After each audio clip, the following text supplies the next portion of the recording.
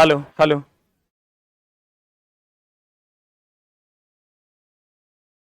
कहां तक हुआ था? ये जो है ना, कल हम कटवा दिए थे ना। अरे यार ये सही है, जो है बुक में वही सही है। पता नहीं कैसे मेरे दिमाग में उल्टा आ गया था। यही सही है। हाँ, पूरा काट दिया। हाँ गड़बड़ा गया। देखो हम मेरे दिमाग में ना ई व्युत्क्रमानुपाती आ गया, पता नहीं कैसे आ गया। अब हो सकता है दिमाग में कुछ और चल रहा होगा। ई एकदम सही है, इसको हम एनसीईआरटी से वेरीफाई करके ही डाले थे। आप पता नहीं, ऐसा देखो यही कहते हैं, जो था वही सही है। हम कल यहां से गए हैं तो फिर से हम 2-3 को किताब खंगाले कि कैसे हो गया, हम तो बुक में डाले हुए थे। ये सही है। देखो क्या मामला है इसका बता देते हैं। औसत आयु है ना, यहां देखो ना, यहां औसत आयु बराबर होता है टाउ इज इक्वल टू 1/λ। यहां से देखो, इसको ठीक कर लेना दोस्त, it's my mistake. Tau is equal to 1/λ। अब यहां से देखो, टाउ क्या है? औसत आयु। अरे बोलो ना रे। 1/λ। तो आप जानते हैं टी हाफ बराबर होता है 0.693/λ। तो लेमडा बराबर क्या हो जाएगा? 0.693 या बटा टी हाफ। बोलबे नहीं करेगा। तो यहां से हम लेमडा को लिख सकते हैं 0.693 बटा टी हाफ। इसको ऊपर कर दें, इसको ऊपर करेंगे क्या हो जाएगा? टी हाफ बटा 0.693। मेरे लाइफ में आज तक ऐसा मिस्टेक नहीं हुआ था। पता नहीं कैसे दिमाग में हमको लगता है कुछ और चल रहा था, उधर बीवी का तबीयत खराब है तो हो सकता है पलटी मरा गया होगा दिमाग में, क्योंकि वो डिपार्टमेंट खराब होगा तो और तक कुछ हो सकता है। ये लिख लिया, ये एकदम दोस्त सही है, इसी से ये समीकरण आया है। देखो आए हैं, निकाल दिए ना ये, इसी ये बराबर ये या ये बराबर डायरेक्ट ये एकदम सही है। ठीक कर लो, हो गया। पंखा चलेगा बर्दाश्त करो, मैक्सिमम तो चलिए ना रह रहे। हम स्वेटर पहने थोड़ा गर्मी लग रहा है। अब कह दो कि सर आपका ब्याह हो गया, हमारा नहीं हुआ। ये हो गया, इसको ठीक कर लो दोस्त। कर लिया ना? गलत चीजें नहीं आनी चाहिए। उसी को डिसइंटीग्रेशन कांस्टेंट कहते हैं, लेमडा। कहां पर? कहां?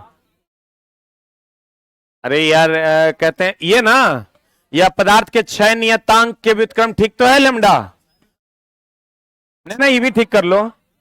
अरे छोटा, जब ये ठीक हुआ तो ये नहीं ठीक होगा। जो पहले था वही सत्य है। काट दिया। अरे काटा। आगे बढ़े, आ जाओ इधर। आजे ये है, ये कौन है? ये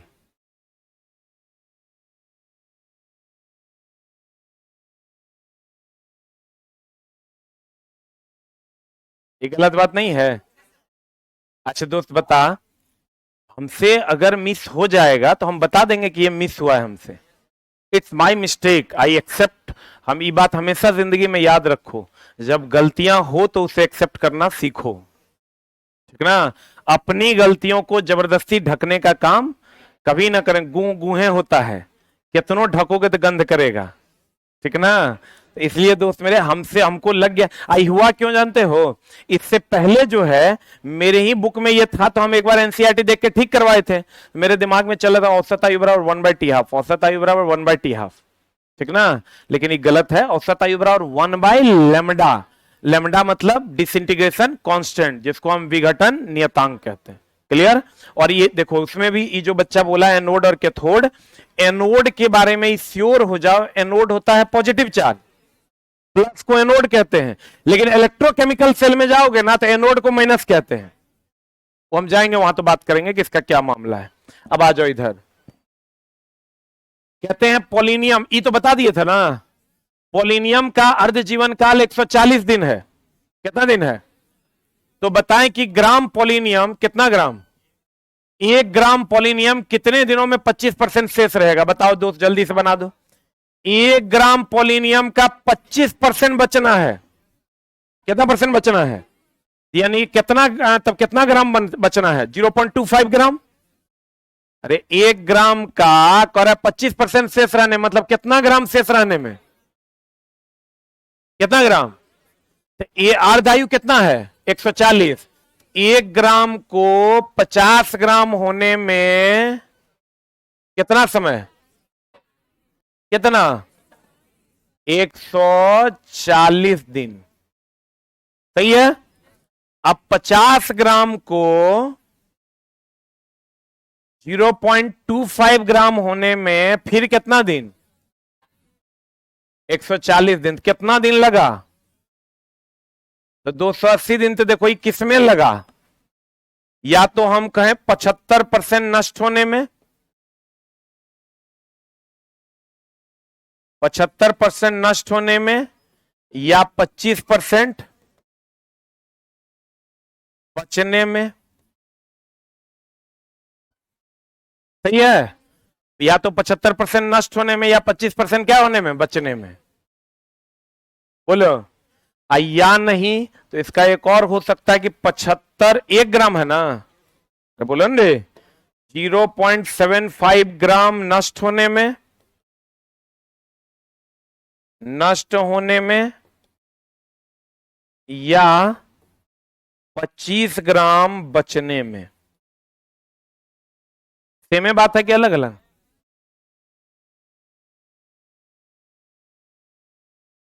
बोलो। ये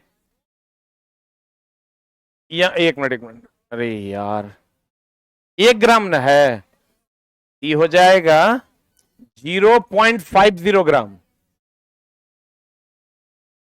0.5, 1 ग्राम का ना आधा करेंगे। 0.5, 0.50 से फिर कितना हो गया? 0.25। ये बताओ, ये 75% नष्ट हुआ कि नहीं हुआ?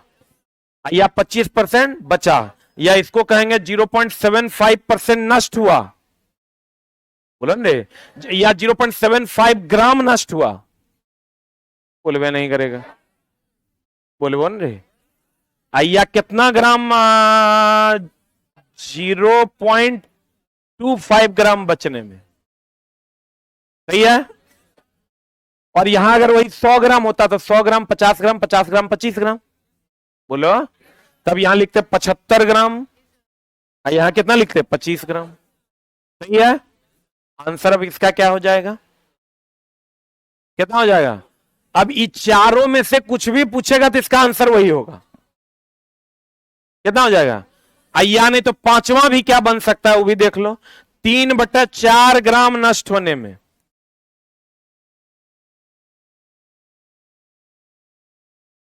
देखना मैं तुम लोग का बहुत बढ़िया है। या 1/4 ग्राम बचने में। देखो सही लिखे हैं गलती लिखे हैं? 3/4 ग्राम नष्ट होने में। सही है। मैथ हमारे एकदम बढ़िया नहीं है। 1/4 ग्राम बचने में। सही है। बोलो। पक्का? तो ये 6 गो क्वेश्चन पूछा जा सकता है। यहां कहता 25% शेष रहने में, नहीं कह के कहता 25%, 0.25 ग्राम बचने में।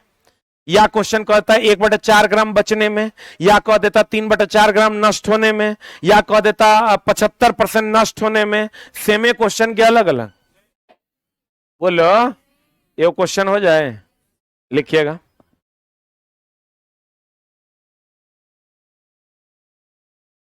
तो 16 ग्राम। कितना ग्राम?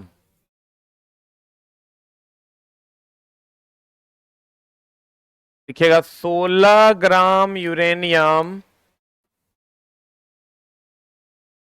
कितना ग्राम यूरेनियम? 16 ग्राम यूरेनियम को का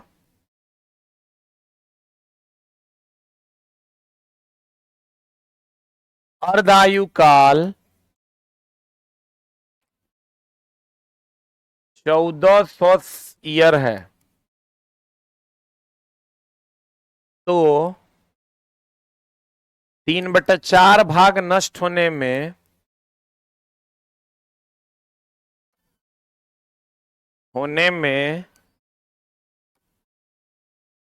कितना समय लगेगा?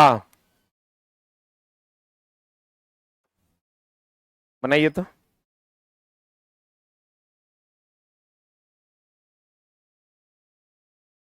कितना आया? 3/4 भाग नष्ट होने में मतलब कितना भाग बचने में? कितना भाग बचने में? 1/4 भाग। अरे बोलो, 1/4 भाग बचने में कह रहा है कितना समय लगेगा? आंसर बता दीजिए। कितना? 2800। 16 ग्राम 2800 का 2800 साल। छोटा 1/4 बचने में ना, 3/4 नष्ट होने में मतलब कितना बचने में? 1/4 बचने में ना। अरे तुरा नहीं बुझा रहा है? बोलो, तुरे कौन है? हाँ वो पीछे, तो पीछे बुझा रहा है तुरा? क्या कह रहे हैं बताओ ना, तुरा आगे वाला बताओ क्या कह रहे हैं? अरे तूरे करिया टी शर्ट वाला नहीं आ रहा है तो खड़े हो जाओ भाई। अब बताओ क्या दिक्कत हो रहा है तुमको? हमको लग रहा था कि तुमको नहीं समझ में आ रहा है। बोल जल्दी। सही से ध्यान नहीं दिया क्योंकि हम पढ़ाते रहते हैं और तुम्हारा गप में टाइम बीतते रहता है, तो अगल बगल में डेली तू यही करता है। कितने लोगों को ये समझ में आ रहा है? पक्का ना? 3/4 भाग नष्ट होने में मतलब कितना बचने में? तो कहीं नहीं ध्यान दे रहा है। ये पूरा लंबा लंबा देता है ये। बोलो, जैसे अगर मेरे पास कोई पदार्थ है 100 ग्राम, हमको बताओ 3/4 ग्राम नष्ट होने में मतलब कितना ग्राम बचने में?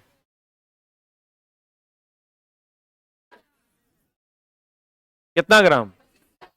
मान लो ये है तुम्हारा 200 ग्राम, कोई नहीं बोलेगा। बताओ 3/4 ग्राम अगर ये नष्ट हो जाएगा, बताओ कितना ग्राम बचेगा? ये चुटक बुझाइए नहीं रहा है। 3/4 ग्राम नष्ट हुआ, 3/4 ग्राम नष्ट हुआ, इसका 3/4 ग्राम नष्ट हुआ, तो नष्ट हुआ इसका मतलब 200 का 3/4। 4 से कितना? 4 से 5, 50 दिया कितना? 150 ग्राम नष्ट होने में, यानी कितना बचने में? 50 ग्राम बचने में। बोला ना चुट्टा। अब तू ही बताएगा, नहीं बताएगा तो बहुत मार मारेंगे। कल बताएगा। अब हम तुमको डांट कहां रहे हैं बताओ ना। अच्छा हमको एक बताओ, बताओ 100 का 25% कितना?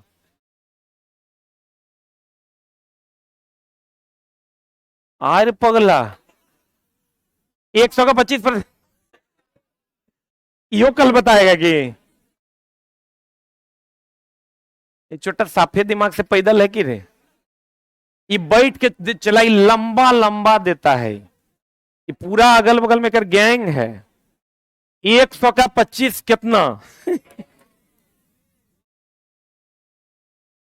अच्छा बता दो 100 का 2% कितना? हमरो चैनल छोड़ देगा रे भाई। आप लोग को समझ में आ रहा है? 3/4 भाग नष्ट होने में मतलब 1/4 भाग बचने में। सही है। 3/4 को 75% कहते हैं, 1/4 को 25% कहते हैं। सही बात है क्या? अब देखो तो इसको बनाते हैं हम। 16 ग्राम यूरेनियम को 8 ग्राम होने में कितना 100 साल लगा? ऑनलाइन वालों बताओ। 1400 साल लगा। तो हमको कह रहा है 3/4 भाग नष्ट होने में मतलब 25% बचने में, 1/4 बचने में। तो 16 का 1/4 करेंगे, 16 का 1/4 करेंगे मतलब कितना ग्राम? 4 ग्राम। यानी फिर 8 ग्राम को 4 ग्राम, इसको 4 ग्राम कहो या 1/4 भाग को हो या 25% को हो, तो एकरों में फिर 1400 साल ना लगेगा हो, तो टोटल मिला के कितना 100 साल लगे? जो 2800 साल लगा, ये 1/4 रहने में कि 1/4 जाने में? 1/4 बचने में या 3/4 नष्ट होने में? बोलिए हाँ, समझा रे? आओ इधर आओ, तुम आने दो उसको, आओ इधर चलो। और यही बनाएगा आज सवाल। आओ ना, कोई बात नहीं, हम मदद करेंगे, फिर काट फड़क भगा भी देंगे हम जानने रहे। इधर आओ, स्टूडेंट का काम है सबसे कमजोर छात्र को समझाना। आओ इधर, टीचर का यही ना काम है। आओ इधर, काट फड़क भगा देंगे हम। इधर आओ तुम, कोई बात नहीं, हम मदद करेंगे। अरे जैसे तुम चला, तुमको नहीं समझ में आया, बहुत ऐसा भी बच्चा है जिसको नहीं समझ में आया, वो बेचारा बोल नहीं पा रहा है, तुम्हारे द्वारा उसको भी समझ। आओ इधर आओ, तुम इधर आओ ना। देखो कितना थेथरई बतियाता है छोटा, 1200 का बैच तुम्हारे लिए डिस्टर्ब हो रहा है। इधर आओ ना तुम, आओ उधर से आओ, उधर से आओ। एक क्वेश्चन इसके नाम पे हो जाए, हो जाए।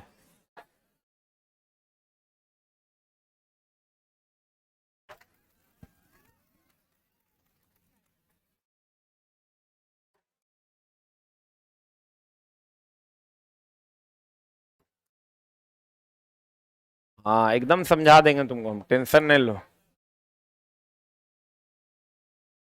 अब बताओ सवाल क्या कह रहा है? हम कुछ नहीं किए हैं। 8 ग्राम यूरेनियम का, इधर आओ ना, ऑनलाइन में भी तुमको पॉपुलर कर देते हैं। अभी तेरा 40,000 बच्चा देख रहा है, पूरा बिहार में तुम कहीं भी जाओगे पहचाने जाओगे। क्वेश्चन कर रहा है 8 ग्राम यूरेनियम का अर्ध आयु काल 1400 साल हो, तो 3/4 भाग नष्ट होने में कितना समय लगेगा? यही क्वेश्चन है। हमको बताओ, 8 ग्राम का 3/4 भाग नष्ट होगा तो बचेगा कितना? रुक गई, कितना बचेगा? नष्ट होगा तो कितना भाग बचेगा?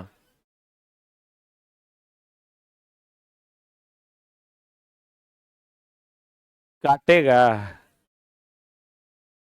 6 बचेगा। 3/4 भाग नष्ट होगा, कितना बचेगा रे? कितना? 1/4 बचेगा। कितना बचेगा? 2 ग्राम बचेगा, हाँ कि ना? 3/4 नष्ट होगा तो 1/4 बचेगा, तो 8 का 1/4 मतलब 8/4, 8/4 मतलब 2 ग्राम है। ये कह रहा है 6 ग्राम, 6 ग्राम तो नष्ट होगा।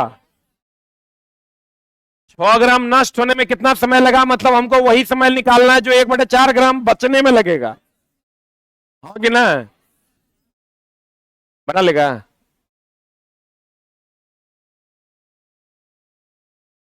अच्छा ले, कहाँ है तुम्हारा? तो पोल लिस्ट मेरे जिला का है रे, मेरे जिला का आदमी को पढ़ने वाला नहीं होता है, चला। अच्छा ले, ये मेरे जिला का इकलौता हम ही पढ़े लिखे बच्चे हैं। छोटा कौन, कहाँ घर है रे सुपौल में? कौन स्टेशन निर्मली? बताओ, 4 लाइन के बगल में है, तैयो छोटा शिक्षित है। हाँ, अरे ध्यान कहाँ देना, अभी देखो ना हम थोड़ा समझाते हैं, ध्यान कहने जा रहे हैं। अरे छोटा चैप्टर शुरू, अभी टॉपिक है यहाँ पर, मैथ है सिंपल। अब हमको बताओ 24 ग्राम का, तो लिए आसान करते हैं, हमारे जिला के हैं। 1/4 भाग बचने में, बचने में कितना समय लगेगा? अब बताओ, हमको 24 का 1/4 निकाल दो तो हम छोड़ देंगे। जल्दी बता। 1/4 भाग। हमारे जिला के लोग डरता है। बनाइए दो, छोड़ो हटाओ यार। 24 ग्राम। नहीं, क्वेश्चन बनाओ ना। 1/4 है, अरे छोटा क्वेश्चन बना ना। हमको ई छोड़ो। 24 का 1/4 ग्राम कितना ग्राम होगा? वेरी गुड, 6 ग्राम होगा। इसमें इतना डर क्यों रहा है तुम? अब नहीं डरो, अब हम हैं। इधर आओ तुम। 24 का 1/4 ग्राम मतलब कितना ग्राम? 6 ग्राम। अब देखो, 24 ग्राम को 12 ग्राम करने में कितना समय लग रहा है? 1400 साल लग रहा है। तो 12 ग्राम को 1/4 भाग बचने में ना, यानी कितना? 6 ग्राम बचने में। 6 ग्राम होने में फिर 1400 साल लगेगा। बोलिए, तो टोटल कितना हो गया? ये जो 2800 ग्राम है, ये 1/4 बचने में या 3/4 नष्ट होने में? कहां पर? अरे यार, भावनाओं को समझो। क्लियर है? बोलो न रे। तो कितना से हो गया? 2800 साल हो गया। अब समझा? भाग। हमारा जिला में चला है वो, हम ही जो है ठीक से पढ़े हैं। मेरा जिला कोसी में आता है। कोसी के एकदम हम लोग अंदरे में है। वहां जो इस साल जहां जिसका घर रहता है ना, अगला साल जो अगर कोई कमा के बाहर से आता है तो अपना घर पहले खोजता है, घर गया कहाँ। मजाक में नहीं लेना। मतलब कोसी का ये आतंक है कि इस साल अगर किसी का घर, यहाँ मेरे साथ ऐसा नहीं है, हम लोग की तरफ पानी नहीं आता है, लेकिन मोर देन 60% में अगर यहाँ पर किसी का घर है ना, वो घर जो अगला बार आएगा बारिश के बाद तो उसको खोजना पड़ेगा कि मेरे पिताजी का घर अब कहाँ है। कोसी को ऐसे नहीं कहते हैं बिहार का आतंक। सहरसा सुपौल के लोगों से, दरभंगा मधुबनी सब के लोगों से जाके पूछो, उधर पूरा मिथिला में जो है ना, उधर भागलपुर वगैरह में भी पूरा आतंक है इसका। अब समझो नहीं बात, जब हम देखे ना, मेरा एगो दोस्त का शादी हुआ, उसको 14 लाख दहेज दिया। हमको लगा 14 लाख दहेज दिया है तो जेकरा यहाँ शादी में हम जा रहे हैं पूरा व्यवस्था होगा। तो गए हम लोग ना, तो देखे ओकर घर ना, तो हमारा दिमाग काम करना बंद कर दिया। टीना के छपरी देल है, करची के टाटी लगेले है, मिट्टी से पूरा साटले था। हम बोले यार एक क्यों घर? हम बोले ये, बोला यहाँ यही है, इस साल यहाँ है, अगला साल पता नहीं कहाँ हो। तो कोसी का आतंक तो है, ये वहीं से है बेचारा, मामला जो है गड़बड़ाइल। ये तुम लोग समझ में आया? तुम लोग के नहीं? नहीं, कोसी चला नॉर्मल नदी नहीं है। कोसी अगर यहां से नहीं, गंगा जैसे बह रही है वहां, तुमको सुनाई दे रहा है? नहीं सुनाई दे रहा है। कोसी अगर वहां से बहेगी तो तुमको यहाँ सुनाई देगा। रात उसमें ऐसे कान दोगे ना तो सुनाई दे, साला हुड़ हुड़ हुड़ हुड़ हुड़ हुड़ हुड़। हम 2008 में जब कोसी का बाढ़ आया था तो मेरा सब कुछ खत्म हो गया था। हम उस टाइम हमको लगता है 11th में थे, 10th पास करके 11th में गए थे। यहीं रहते थे, नहर के पास आए थे रूम लेने के, और सब कुछ उधर खत्म। मेरे घर से 10 फीट पानी बह रहा था। पापा 10 कट्ठा खेत का पैसा ले लेते कि बेच के बेटा को एक के बार दे देंगे, बेटा पढ़ते रहेगा। 12,000 रुपये कट्ठा। पैसा तो 10,000 जो दिया था वो बेचारा एडवांस, तो खेते डूब गया। खेत में जो खेत पूरा मिट्टी था उसमें 10 फीट बालू आ गया। क्योंकि हम लोग का जो घर है ना, ये तुमको कोसी नदी आ रही है तो कोसी नदी ऐसे घूम जाती है यहाँ, हमारा घर है यहाँ। तो कोसी नदी का ये बांध टूट गया, जो नदी इधर से बह रही थी अब वो नदी हमारे घर से बहने लगी। अब बहने लगी तो मामला जो है अब समझ ही सकता, कोसी नदी है वो भी बरसात के टाइम में, तो ये सब खत्म। पापा जो है वो टीना वाला घर था, ओकर अथी पे रहते थे, पाटन पर। गाय भैंस जितना था उस सबको खोल के छोड़ दिया गया।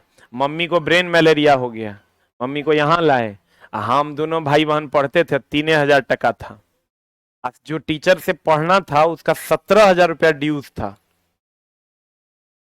एडमिशन करवे किए थे, 17,000 ड्यूज था। तो आज टाइम लिए, कल टाइम लिए, एक को दिन का टाइम देने के लिए वो तैयार नहीं थे। लेकिन उसमें 2 टीचर था, एक फिजिक्स का और दूसरा मैथ का। तो हम लोग जाते थे, या गेट पर गार्ड रोक देता था, तो बाहर में ऐसे खड़े रहते थे, जाने ही नहीं देता था। दोनों भाई बहन वो रोते थे, क्योंकि हम लोग मतलब अच्छे फैमिली से थे, ऐसा नहीं था कि बहुत स्थिति खराब था। बाबूजी के पास बहुत जमीन था, दादाजी का दिया हुआ, लेकिन वो सब खत्म हो गया, तो फिर बचा ही नहीं कुछ। तब जाके वो एगो टीचर थे हमारे, विकास राही सर, उनको जाके बोले हम, मेरी सिस्टर जाके बोली, हम भी वहीं खड़े थे, अभी भी वो कार्ड हम रखे हुए हैं, पेड बाय विकास राही लिखल है उस पर, और 17,000 रुपया वो पे कर दिए। हम उनको 4 महीना पहले जाके पहुंचाए हो पैसा, 15 साल बाद ये पैसा 4 महीना पहले गुरुजी को पहुंचा के आए हैं, 17,000 टका। यहीं पे लोहानीपुर में उनका डेरा है। बहुत खोजे तब मिला, क्योंकि दिमाग पे एक बोझ सा लगता था कि चलो जब हम समर्थ हैं तो दे देते हैं। लेकिन उस टाइम भी बहुत सारे रिलेटिव लोगों ने भी मदद किया, 2-3 रिलेटिव थे ऐसे जो मदद किए, नहीं तो हम लोग दोस्त पढ़ नहीं पाते। बहुत सारे लोग तो ऐसे भी थे जो फोने नहीं उठाए, जिससे ज्यादा उम्मीद था ना वो फोन नहीं उठाया। इसलिए अगर कोई बच्चा हमसे मिलने आता है तो जो बच्चे की जैसी औकात होती है उसके हिसाब से हम उसको डिस्काउंट जरूर कर देते हैं, ठीक ना, क्योंकि ये हमको याद है। और इसमें बहुत सारा बच्चा होगा दोस्त जो आया होगा मेरे पास, तो कुछ ना कुछ उसको हम छोड़िए दिए होंगे। हाथ उठाओ, ऐसा कितना बच्चा है, देख लो। हम ये गुरुजी को बोले, गुरुजी बोले पैसा हम नहीं लेंगे। हम बोले गुरुजी पैसा ले लीजिए, हम आपका जो प्रथा है ना उसको हम आगे लेके जाएंगे। हमको ये आशीर्वाद दीजिए कि आपकी बातों को हम आगे लेकर जा सकें, और ये पैसा आप हमारा स्वीकार कर लीजिए। गुरुजी पूरा रोने लगे कि आज तक हमको ऐसा कोई बच्चा नहीं मिला है। तब उनको सब बात दिखाए, सुनाए। और अभी भी दोस्त, तुम हमसे मिलने आओगे तो खाली हाथ लौटाएंगे नहीं, किसी को नहीं लौटाते हैं, तुमको क्या लौटाएंगे। इसका रीजन यही है, क्योंकि ये जो उपकार गुरुजी का है वो मेरे ऊपर अभी भी है। इतना बच्चा हाथ उठाया होगा तो हम ही ने ना हाथ उठवा दिए। लेकिन अब होता क्या है, इसका फायदा लोग गलत तरीके से उठाता है। अब तुम पटना में आए हो तो कोई टीचर तुमसे नहीं मिलेगा, मेरे रेंज का जो टीचर है वो तुमसे नहीं मिलेगा, उसका बॉडीगार्ड तुमको जाके रोक देगा, जाके देख लेना। हम मिल लेते हैं तो एगो लड़का है मेरे पास, बोला गुरुजी हम बहुत गरीब हैं। हम बोले पापा क्या करते हैं? बोले पापा होटल में काम करते हैं गुरुजी। क्या चीज का? बर्तन वासन धोते हैं। हमको लगा यार इसको तो कर ही देना चाहिए। हम सोचे पापा से बात करवाओ, पापा को फोन लगाए। पापा कहता है मेरा तो सूरत में साड़ी का फैक्ट्री है। अब तो हम उससे पूछे कि बाबू बताओ ऐसा झूठ क्यों बोला तुम? कहता है सर मेरा रूम पार्टनर बोला कि ऐसे ऐसे बोलोगे तो फ्री में सर कार्ड बना देंगे। ये गलत बात है, आ जाओ इधर। ये गलत बात नहीं है, एकदम महा ही समझो कि जिसको लाभ मिलना चाहिए उसको नहीं मिल पा रहा। कहते हैं रेडियम का अर्ध जीवन काल कितना है? 1600 वर्ष। 8 ग्राम रेडियम कितने वर्षों के बाद शेष बचेगा? कितने वर्षों के बाद कितना शेष बचेगा? देखो ना क्या है सवाल, क्या है तुम्हारा, कि बना लोगे ना? किताब में सवाल भी है, सॉल्यूशन भी दिया हुआ। आ जाओ इधर, आ जाओ, नहीं इधर आ जाओ। एक बात बताइएगा, बताइएगा हो, कैसे पहचानिएगा कि कोई तत्व रेडियो सक्रिय है या नहीं है? बताते हैं। सोडियम 1123 होता है, यूरेनियम 92-235। बताइए इसमें न्यूट्रॉन कितना, प्रोटॉन कितना? 11। अरे यहां जो है वही ना प्रोटॉन, भागा दे दो। जो यहां रहता है दोस्त, नए बच्चे जान लो, ये प्रोटॉन होता है, इसमें से इसको घटाएंगे न्यूट्रॉन आता है। कितना आएगा देखो तो 1.12, 11 का 11, 1, 0, पॉइंट का 0, फिर एगो 0, सही है। 11 99, बाप रे बाप। अगर यहां न्यूट्रॉन कितना 143 और यहां प्रोटॉन कितना 92, दोनों को भाग देके देखो तो कितना आता है 1.56 आएगा। देखो ना कितना आ रहा है। अरे कैलकुलेटर से कैलकुलेट करो, नहीं आ रहा है इतना क्या सोच रहा है। आया कितना 1.56 आ रहा है। तो 56 को हम क्या लिख सकते हैं 1.6 लिख सकते हैं। अरे बोलो। तो देखो अगर n/p का मान n/p का मान ग्रेटर देन 1.5 हो तो रेडियो सक्रिय होगा। और अगर ई रेडियो सक्रिय है कि नहीं है, नहीं है, तो n/p का मान अगर लेस देन इक्वल टू 1.5 होगा तो रेडियो सक्रिय नहीं होगा। ये देखो तो 1.5 से कम है, नहीं है, और अगर 1.5 से ज्यादा होगा तो रेडियो सक्रिय होगा। होगा। ऐसे नहीं याद रहते को जुगाड़ बताते हैं। n/p रेशियो तो पता है। अब ज्यादा की कम पे ध्यान देना कि 82 से अधिक है तो अधिक वाला ना रेडियो सक्रिय है, तो एक 1.5 से ज्यादा होगा तो होगा, नहीं होगा तो नहीं होगा। बोलवे नहीं करे। ज्यादा परमाणु संख्या वाला रेडियो सक्रिय की कम वाला, ज्यादा वाला। तो कहते हैं दोस्त मेरे n/p का मान रेडियो सक्रिय एलिमेंट की पहचान, n/p का मान ग्रेटर देन 1.5 हो तो रेडियो एक्टिव होगा, n/p का मान लेस देन 1.5 हो तो रेडियो एक्टिव नहीं हो।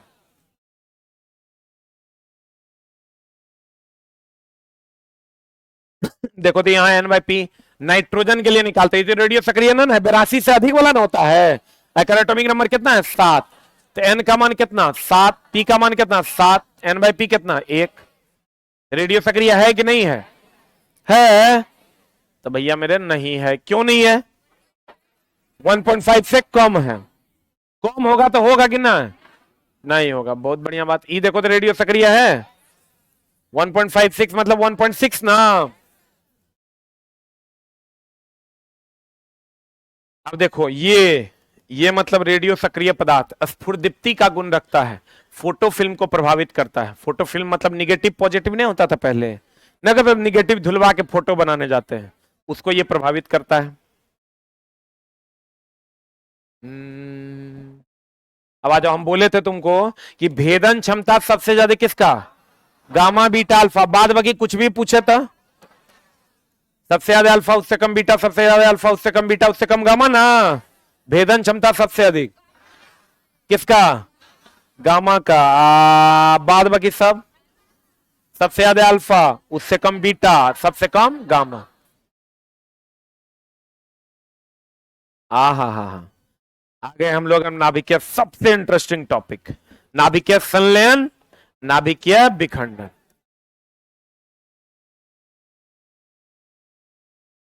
जी जनाब। गामा क्या था, आंसर क्या था, किसका आंसर हमको आता है? अच्छा टेस्ट रिलीज होगा तो कोबाल्ट तो कर लो तो बताएं गामा किरण निकलता है। कोबाल्ट से कौन किरण निकलता है, गामा। नहीं था क्या गामा ऑप्शन में, वही आंसर होगा। कोबाल्ट 60 से कल बताए थे ना गामा किरण निकलता है जिससे कैंसर का उपचार होता है। आजब बाबू नाभिकीय संलयन और नाभिकीय विखंडन, इसको इंग्लिश में कहते हैं न्यूक्लियर फ्यूजन और न्यूक्लियर फीजन। सुना है कि नहीं नाम, न्यूक्लियर फ्यूजन और फीजन। बोलो रे। अभी मामला क्या है ध्यान से देखना। संलयन मतलब जुड़ना कि टूटना, जुड़ना। विखंडन मतलब टूटना। जब दो छोटे छोटे परमाणु आपस में जुड़कर एक बड़े परमाणु का निर्माण करते हैं और साथ में बहुत अधिक मात्रा में क्या निकालता है, ऊर्जा, इसको कहते हैं नाभिकीय संलयन। और जब एक बहुत बड़ा परमाणु टूटता है और दो छोटे छोटे परमाणुओं में जुट का निर्माण करता है और साथ में बहुत अधिक मात्रा में ऊर्जा निकलता है तो इसको कहते हैं नाभिकीय विखंडन। नहीं है, समझा होगा।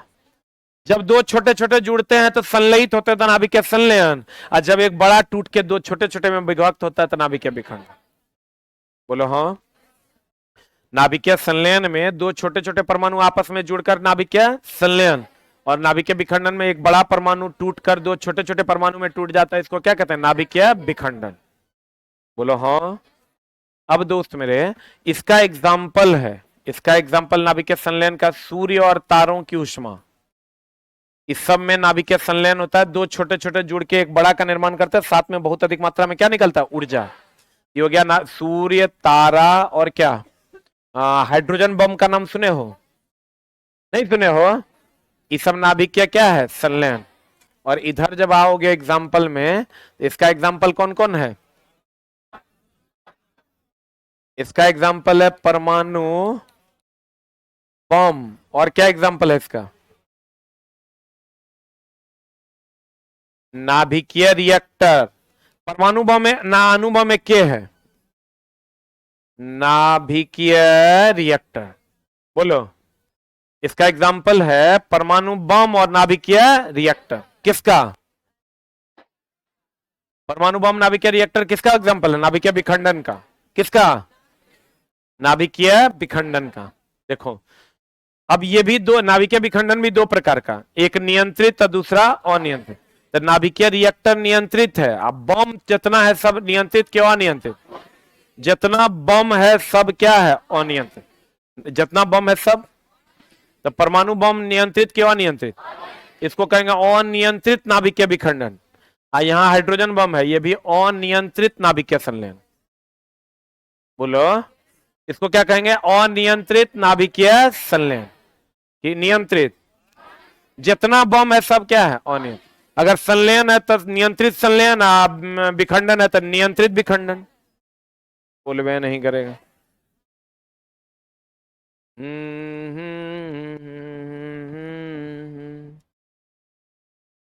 अब आ जाओ इससे,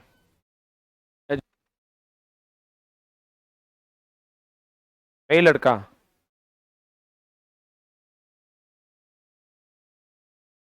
कोचिंग पे, मेरा नाश्ता देखो बचा हुआ है, क्या मंगवाओ तो? आज हम नाश्ता ही नहीं किया, भूख लग गया है हमको। बचा हुआ लेकिन नहीं है होगा 100% कंफर्म।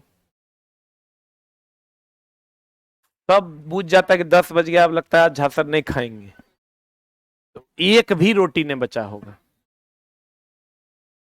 आज यादें नहीं रहा।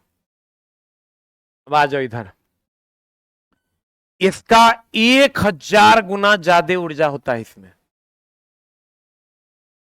किसका? नाभिकीय विखंडन से 1000 गुना ज्यादा नाभिकीय संलयन में। यानी परमाणु बम जितना आतंक फैलाएगा, उसका 1000 गुना ज्यादा ये आतंक फैलाएगा।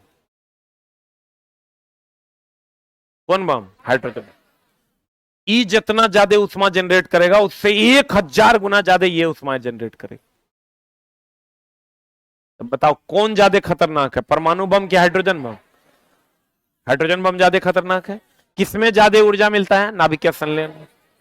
अब जो ये सूर्य है ना, यहां पर जो संलयन होता है, इसमें हाइड्रोजन हाइड्रोजन आपस में मिल जाता है और हीलियम का निर्माण करता है, और साथ में बहुत अधिक मात्रा में ऊर्जा निकलता है। नाभिकीय संलयन जुटा कि टूटा?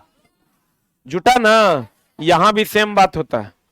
तो सूर्य में कहेगा ईंधन के रूप में हाइड्रोजन और उत्पाद के रूप में हीलियम। यहां जब आओगे ना नाभिकीय विखंडन अभिक्रिया में, तो यहां क्या होता है? यूरेनियम 92 235 है। इस पे जब हम न्यूट्रॉन से अटैक करवाते हैं तो ये दो पार्ट में टूटता है, एगो बेरियम में और एगो किस में? क्रिप्टन में। और साथ में 3 न्यूट्रॉन निकलता है और बहुत अधिक मात्रा में ऊर्जा निकलती है। तो बताओ, ये बड़ा सा यूरेनियम जो है ये छोटे छोटे कणों में टूट जाता है और साथ में 3 न्यूट्रॉन और बहुत अधिक मात्रा में ऊर्जा आती है। बताओ टूटा कि जुटा? टूटा तो नाभिकीय विखंडन की संलयन, ये टूटकर ये बनाता है, और यहां ये दोनों जुटकर ये बनाता है, इस संलयन के विखंडन। तो नाभिकीय विखंडन में जब न्यूट्रॉन से अटैक करवाते हैं रेडियो सक्रिय पदार्थ पर, तो वो बेरियम और क्रिप्टन में टूटता है और साथ में कितने न्यूट्रॉन निकालता है? 3। कितने न्यूट्रॉन निकालता है? 3 न्यूट्रॉन निकाल। यही तीनों न्यूट्रॉन में 2 को अवशोषित कर लोगे, एक से अटैक करवाओगे तो नियंत्रित, और तीनों से अटैक करवा दोगे तो अनियंत्रित। बोलो, इसको भी हम लोग अभी डिटेल में पढ़ेंगे। कहता है नाभिकीय संलयन अभिक्रिया, न्यूक्लियर फ्यूजन अभिक्रिया। कौन अभिक्रिया? क्या कहता है देखो, फ्यूजन मतलब टूट, संलयन अभिक्रिया मतलब जुटना कि टूटना। जब दो हल्के नाभिक मिलकर एक भारी नाभिक का निर्माण कर रहा है, जुट रहा है कि टूट रहा है? तो यह प्रक्रिया नाभिकीय संलयन कहलाती है। और इस प्रक्रिया में उष्मा ऊर्जा का एक विशाल राशि क्या होता है? मुक्त होता है। सूर्य और तारों की ऊर्जा का स्रोत संलयन की विखंडन, संलयन नाभिकीय संलयन है। सूर्य में नाभिकीय संलयन का स्रोत कौन है? हाइड्रोजन। और उत्पाद कौन है? उत्पाद कौन है? हीलियम। लेकिन बेथे नाम का एक वैज्ञानिक था, वो कहता था कि सूर्य में जो है ना कार्बन नाइट्रोजन चक्र चलता है। क्या कहता था वो? सूर्य में वो कहता था नहीं, हाइड्रोजन से हीलियम नहीं बनता है, सूर्य में कार्बन नाइट्रोजन चक्र चलता है। वो कहता था सीधे कि सूर्य में, हम लोग अभी क्या कहते हैं, अभी का थ्योरी ये है कि हाइड्रोजन से हीलियम बनता है जिससे ऊर्जा मिलती है, लेकिन पहले कहता था कार्बन नाइट्रोजन चक्र चलता है, जबकि ये बात क्या था? गलत था। देख रहा है ग्रह, अगल बगल में भटकबो नहीं करना। आतंक हो तो इसके जैसा, किसी की मजाल है कि चढ़ जाएगा, चढ़ना छोड़।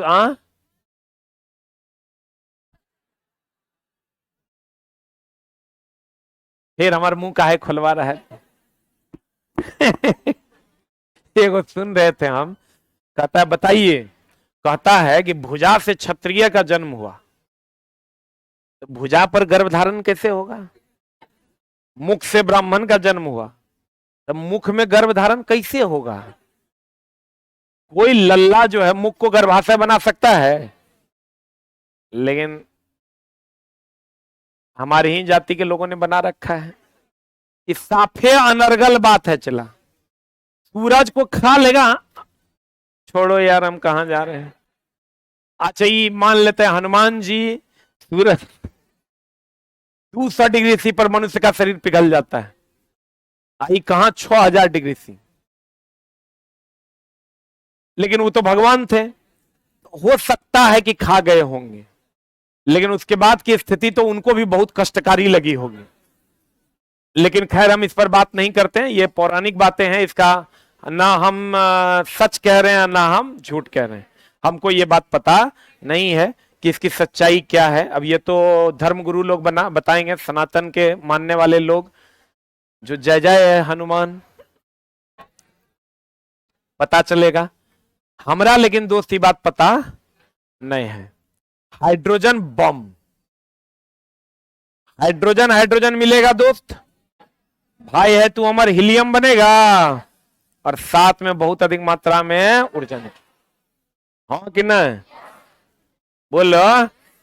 ये जो हीलियम है यही यही हाइड्रोजन बम का सिद्धांत यही है कि बताओ परमाणु बम से 1000 गुना ज्यादा शक्तिशाली की कौन? तो कहते हैं इसका आविष्कार एडवर्ड जेनर ने 1952 में किया। हाइड्रोजन बम का निर्माण हाइड्रोजन के समस्थानिक ड्यूटेरियम, अब देखो हाइड्रोजन के 3 समस्थानिक, ड्यूटेरियम, प्रोटियम और ट्राइटियम। हाइड्रोजन के कितने समस्थानिक? ड्यूटेरियम, प्रोटियम और ट्राइटियम। तो बताओ संलयन में जुटेगा कि टूटेगा? जुटेगा। अब विखंडन में टूटेगा। इस पर हम बात करेंगे। हाइड्रोजन बम का निर्माण हाइड्रोजन के समस्थानिक ड्यूटेरियम और ट्राइटियम के नाभिक के संलयन द्वारा किया जाता है। हाइड्रोजन बम की क्षमता परमाणु बम से कितना गुना अधिक?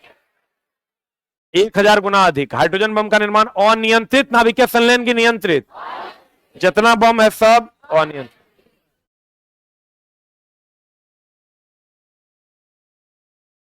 नाभिकीय विखंडन में बताओ क्या होगा? टूटेगा ना। तब भारी हल्का में कि हल्का भारी में?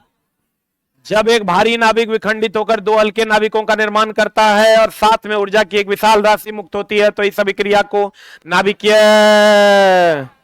विखंडन अभिक्रिया कहते हैं। परमाणु बम बम बम बम बम संलयन की विखंडन। अरे परमाणु बम अभी तुरंत नहीं बताए थे, विखंडन की संलयन। परमाणु बम नाभिकीय विखंडन ना, नियंत्रित की अनियंत्रित? अनियंत्रित। अब बताइए, पहला परमाणु बम 6 अगस्त 1945 को हिरोशिमा पर गिराया गया था, जिसमें यूरेनियम था। उसका नाम था छोटका बच्चा, लिटिल बॉय। जब 6 तारीख को प्रकोप देख लिया तो 9 अगस्त 1945 को जब बम गिराया गया अमेरिका पर, अमेरिका के द्वारा नागासाकी शहर पर, जापान के, उसका नाम रखा गया फैट मैन। हम लोग जो बनाए थे उसका नाम रखे थे मुस्कुराते बुद्धा। 6 अगस्त 1945 को गिरा था, उसका नाम था लिटिल बॉय। हिरोशिमा, हिरोशिमा पर जापान में अमेरिका के द्वारा, उसमें था यूरेनियम।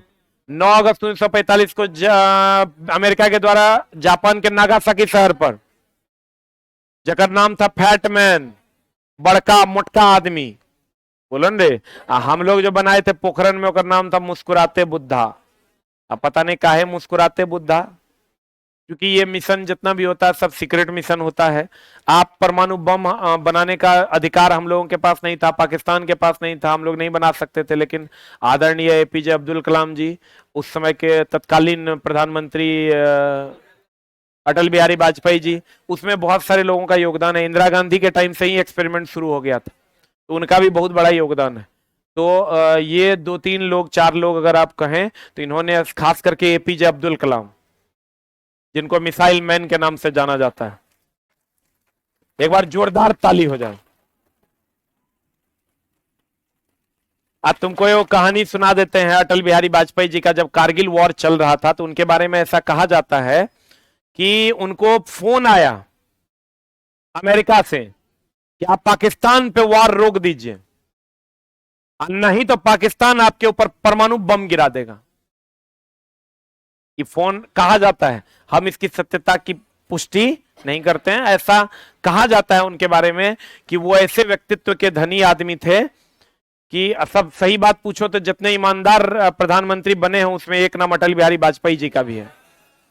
मर्द आदमी था वो। भले ही तुम किस पार्टी से सरोकार रखते हो, इंदिरा गांधी का कुछ कुछ मिस्टेक था, नहीं तो वो भी बहुत अच्छी प्रधानमंत्री। इमरजेंसी अगर वो नहीं लगाती, इमरजेंसी खाली वो नहीं लगाती तो उनसे अच्छा प्रधानमंत्री नहीं मिला। राजीव गांधी, सब लोग, राजीव गांधी नहीं होता तो आज हम लोग मोबाइल नहीं यूज कर रहे होते। तो वो जब बोले, अरे कांग्रेस वालों धीरे धीरे क्यों बजा रहे हो, एकदम कांग्रेसी सब अभियो एक आध दूगो है ये है। अब देखो मामला क्या हुआ, सब, अरे हर पार्टी के लोग पढ़ रहे हैं तो सबका कुछ, प्रधानमंत्री बना तो सबका कुछ ना कुछ योगदान है। अटल बिहारी वाजपेयी जी का देखो, ये बकवास नहीं कर रहे हैं, परमाणु बम की कहानी सुना रहे हैं तुमको भारत की। तो जब परमाणु बम बोला कि अमेरिका की भैया युद्ध विराम दे दो, 1999 में हुआ था ना कारगिल वॉर, नहीं तो पाकिस्तान परमाणु बम गिरा देगा। सुनना है उस मर्द की गाथा, क्या कहते हैं अटल बिहारी वाजपेयी जी। उन्होंने कहा कि हमने आधा हिंदुस्तान खत्म मान लिया है, लेकिन अगर वो हमारे जम्मू कश्मीर पे बम गिराएगा तो हमने जो कन्याकुमारी में दूसरा बम रखा हुआ है उसको उठा के ले जाके पटक देंगे और सुबह तक पाकिस्तान विश्व के नक्शे में नहीं रहेगा। एक रात कहते हैं मर्दानगी। उन्होंने कहा कि जो अगर भारत का हमने आधा हिस्सा मान लिया है, ये जो जम्मू कश्मीर वाला हिस्सा है यही नहीं गिराओगे तुम, हमने मान लिया है कि ये हिस्सा मेरा खत्म हो गया, लेकिन हेने जो रख ले हैं हम, हेने यहां से उठा के तुरंत हेने होने, तुरंत एक को ये है, तुम हेने जाओगे तो यो होने फटेगा, होने जाओगे तो यो हेने फटेगा। तो हम तुरा जो है यहां जो तुम कुत्ता वाला शेप में हो ना, उठा के ले जाके यहां पटक देंगे।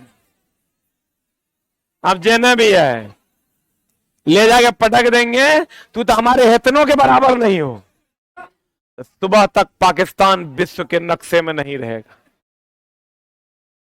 वो मर्द था अटल बिहारी वाजपेयी, ठीक ना। और बहुत सारी योजनाएं उन्होंने अच्छी अच्छी की, सारे लोग अच्छा अच्छा काम किए, चाहे वो राजीव गांधी है, चाहे वो नेहरू जी हैं, उनके सब आदमी से मिस होता है चला। ऐसा कौन तोरे बना देंगे, तू भगवान के अवतार है।